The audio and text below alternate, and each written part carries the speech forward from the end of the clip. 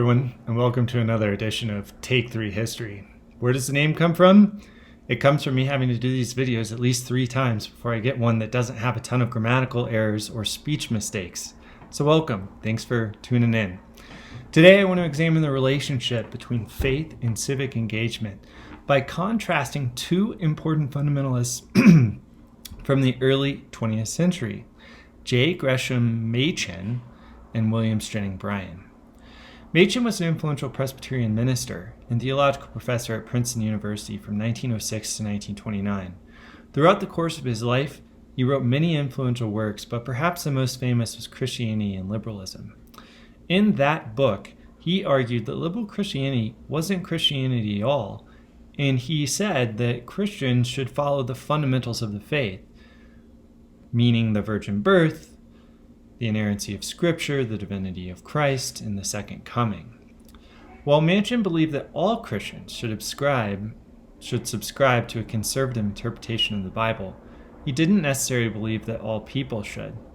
Machin distinguished between 2 different organizations, voluntary organizations and involuntary organizations.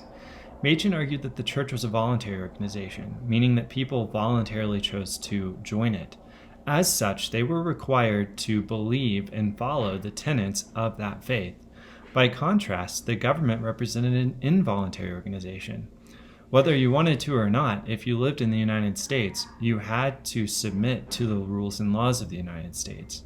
Because of that, Machin didn't believe that the church should influence political events because people didn't have the choice of whether or not to follow church tenets inside government laws and organizations. Historian D.G. Hart summed it up nicely when he said that Machin was a civil libertarian who feared church involvement in the state.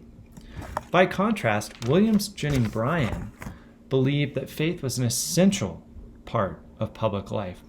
According to the PBS documentary series God in America, Bryan frequently linked Christian rhetoric with populism and believed that his Presbyterian faith and democratic policies were one and the same. At the end of his life, he participated in the famous Scopes monkey trial. In that case, the state of Tennessee sued a school teacher over teaching evolution in the classroom.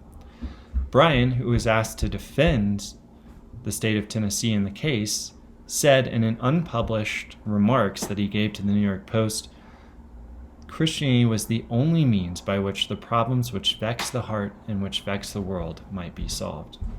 To conclude today's video, I want to point out several important facts. First, both men were important Presbyterian fundamentalists in the early 20th century who had large followings, but each came to a very different conclusion about the role faith should play in public life. Bryan believed that faith should be an active part of public life, while Machin believed that faith should be private first and that Christians should focus on spiritual truths without necessarily being concerned about whether or not those spiritual truths were adopted by the government in general.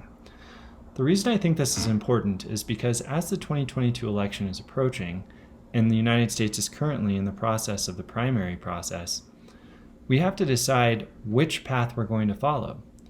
Do we, like Bryan, believe that our faith should play an active role in the government? Or are we more like Machin, who said that we should focus on our faith first and worry about the government later?